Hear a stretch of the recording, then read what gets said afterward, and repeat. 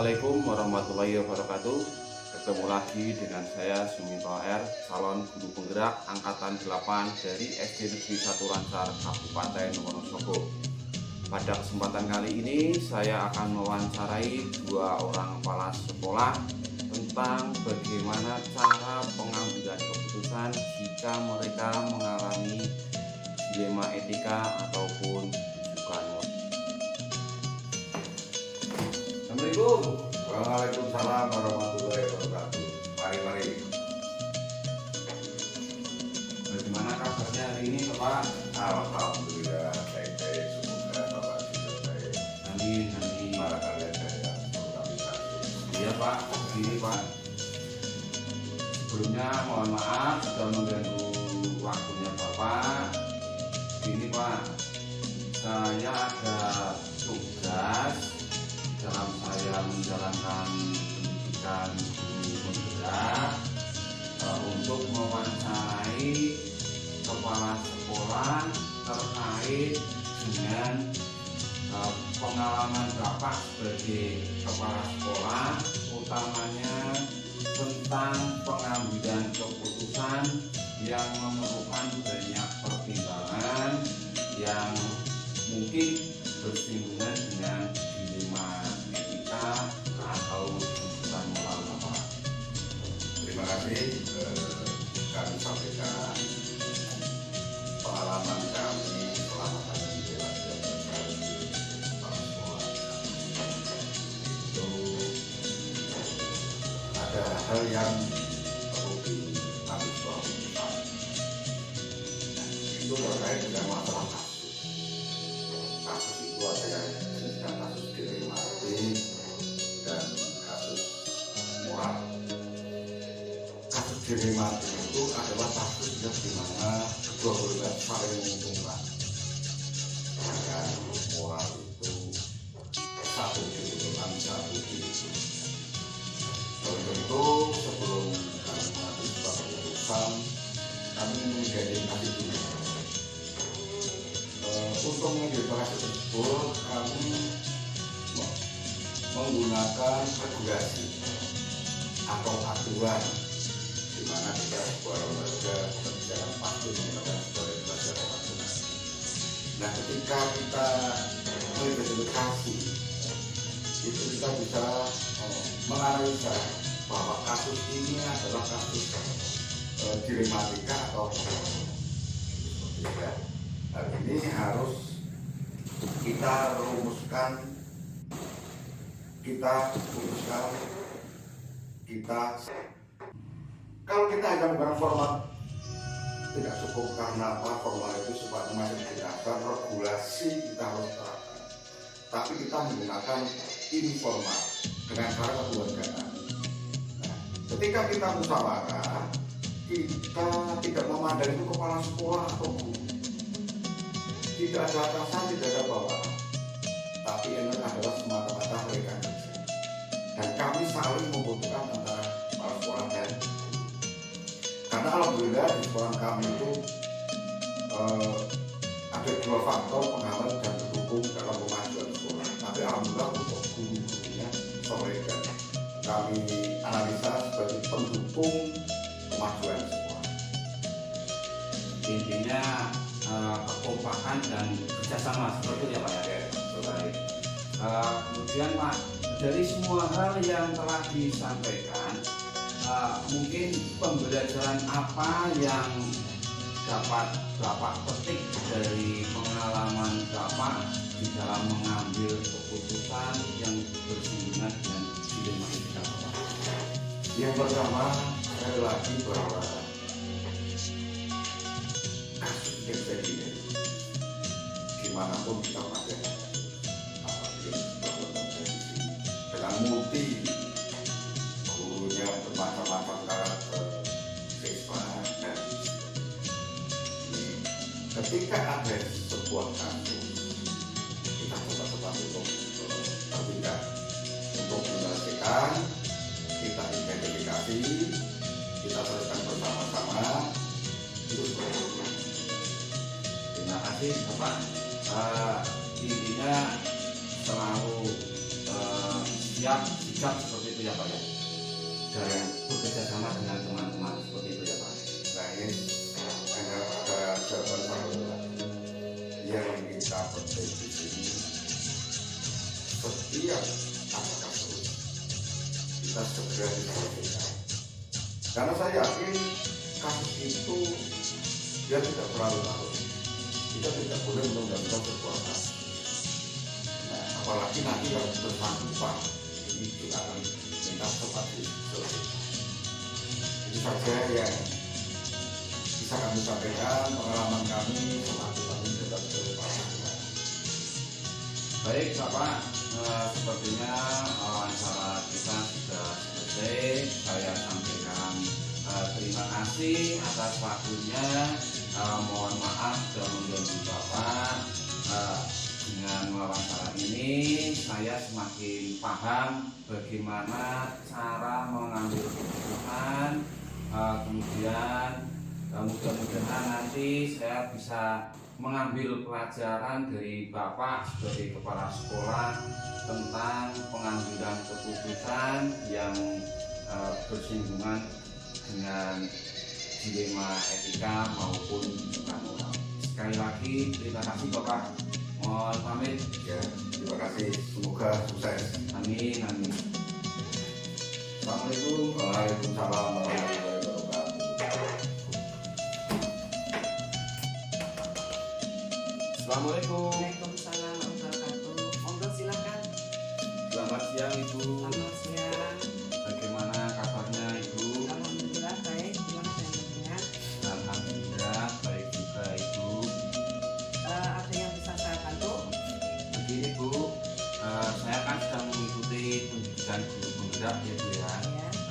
Di dalam perjalanannya ini ada tugas untuk wawancara dengan kepala sekolah terkait dengan pengalaman Ibu sebagai kepala sekolah, utamanya tentang bagaimana pengambilan keputusan yang memerlukan banyak pertimbangan karena mungkin bersinggungan dengan dilema etika atau bukan moral. Baiklah, sepengetahuan saya, kita lihat dulu dari masalah tersebut, dari dua hal masalah tersebut. Apabila masalah tersebut itu sama-sama baik, dua masalah yang sama-sama baik, maka menurut saya itu adalah merupakan suatu dilema etika. Nah, kemudian selama ini bagaimana Ibu mengidentifikasi kasus yang merupakan itu dilema etika atau bukan moral? Menurut saya dari semua masalah-masalah walaupun sama-sama baik, itu tentu saja pasti ada yang paling baik, terbaik. Nah, keputusan yang terbaiklah yang lebih kita ambil, tentu saja yang lebih banyak manfaatnya, dan itu merupakan sesuatu hal yang sulit. Oleh karena itu, kenapa disebut dilema? Karena itu merupakan sesuatu hal yang sulit untuk kita selesaikan. Dilema karena sama-sama baiknya ya Bu. Iya, betul. Kemudian selama ini bagaimana Ibu menjalankan pengambilan keputusan di sekolah Ibu, terutamanya untuk kasus-kasus di mana ada dua kepentingan yang sama-sama benar atau sama-sama mengandung nilai kebajikan. Baiklah, menurut saya selama ini saya menjabat sebagai pimpinan atau kepala sekolah di SD saya, apabila di dalam sekolah kami ada suatu masalah atau dilema etika itu, maka untuk itu saya mengumpulkan teman-teman atau rekan-rekan guru dan karyawan, kalau mungkin bahkan dengan komite, dengan siswa, dengan semua warga sekolah, lalu kita sampaikan, kita tampung, sehingga nanti akan kita ketemukan bahwa masalah itu masalah dilema etika atau bukan moral. Nah, dari dua hal yang terbagus, masalah etika dilema etika tersebut, nanti kita akan mengambil, pasti ada yang paling bagus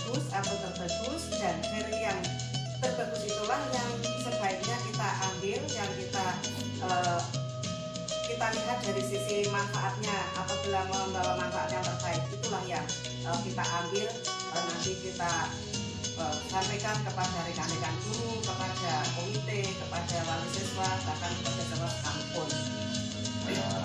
Yang terbaik dan memenuhi kepentingan semua warga sekolah. Baik. Kemudian langkah-langkah atau prosedur seperti apa yang biasanya Ibu lakukan? Apabila ada atau muncul suatu dilema etika, maka sesegera mungkin biasanya saya mengumpulkan teman-teman, lalu saya sampaikan secara runtut permasalahannya, akar permasalahannya, dan harus segera diambil sebuah keputusan atau kesimpulan. Kemudian kita lihat juga kita pilih yang mana yang di antara kedua masalah tersebut atau kedua dilema etika tersebut yang harus kita pilih, dan dari semua yang kita pilih itu harus kita ambil yang paling baik, dan kita juga harus melihat peraturan-peraturan yang berkaitan dengan kepentingan peraturan-peraturan yang berkaitan dengan di dunia pendidikan, karena saya itu sebagai pimpinan di sebuah lembaga pendidikan. Dari itu maka kami harus mengambil mana yang baik, mana yang tidak, kita rekap, kemudian yang baik itulah yang kita ambil dan yang lebih bermanfaat. Berarti di rekap semua kemungkinan keputusan direkap, kemudian dianalisis. Dianalisis, ambil kesimpulan yang baik, itulah yang kita ambil. Saya paham. Kemudian hal-hal apa saja yang selama ini Ibu anggap efektif dalam pengambilan keputusan pada kasus-kasus dilema etika? Yang sudah itu saya bagaimana kita menyampaikan dasar pertimbangan saya dalam mengambil sebuah keputusan itu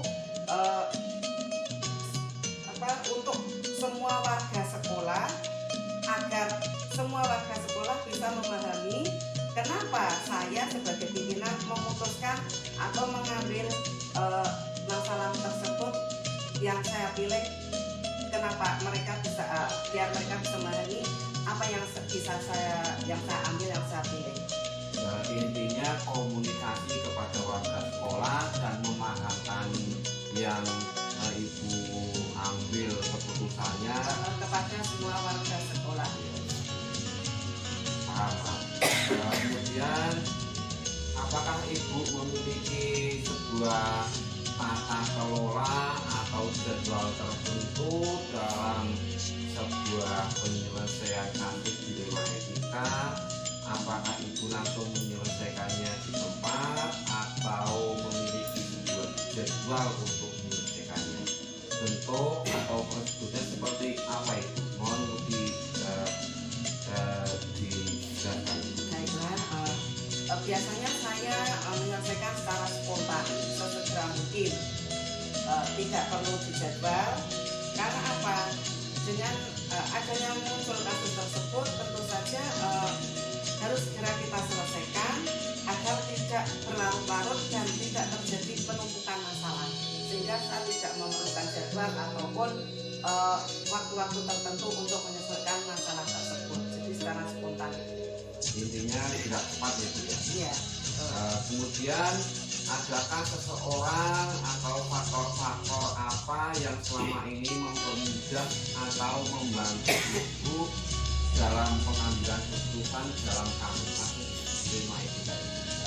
Selama ini tentu saja ada, yaitu seperti teman-teman rekan guru, karyawan, kemudian komite, wali siswa, bahkan saya sendiri kadang bisa membantu, dan itu solid, mudah untuk diajak bicara. Kalau misalnya diminta untuk memberi sebuah sebuah keputusan masukan, segera mereka untuk segera melaksanakan, memberikan masukan.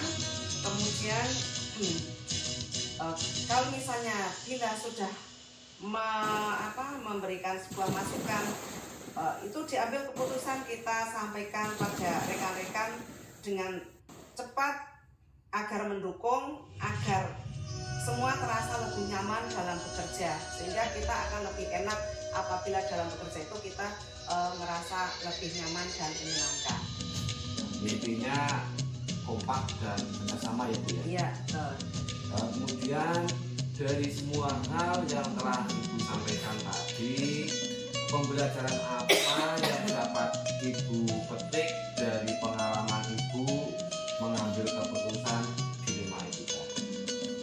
Baiklah, selama ini dari beberapa dilema etika yang muncul di tempat saya bekerja, ini banyak sekali yang bisa saya ambil hikmahnya atau kita petik hikmahnya, sehingga sebagai manusia kita tidak bisa menghindari kasus atau masalah, apalagi di dalam sebuah lembaga yang besar seperti sekolah misalnya, sehingga dari itu kita bisa memetik kita harus sesegera mungkin menyelesaikan masalah, jangan menunda-nunda, karena siapa tahu nanti suatu saat timbul lagi masalah yang baru, sehingga nanti akan terjadi penumpukan masalah.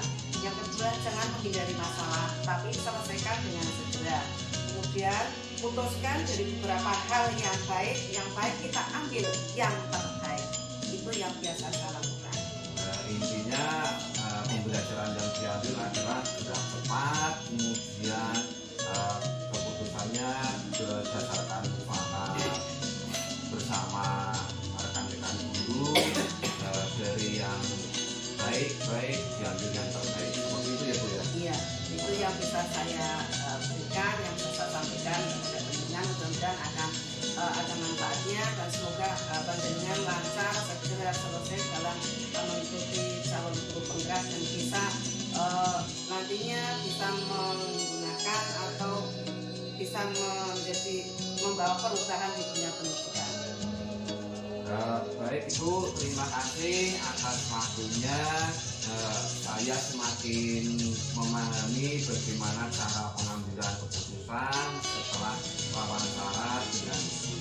Semoga saya bisa mengambil pelajaran dari Ibu sebagai kepala sekolah tentang pengambilan keputusan yang bersinggungan dengan dilema etika.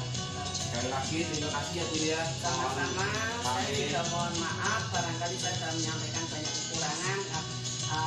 Kebetulan ini saya juga lagi kurang enak badan, mungkin ada kekurangan, saya juga mohon maaf yang sebelumnya. Sama-sama Ibu.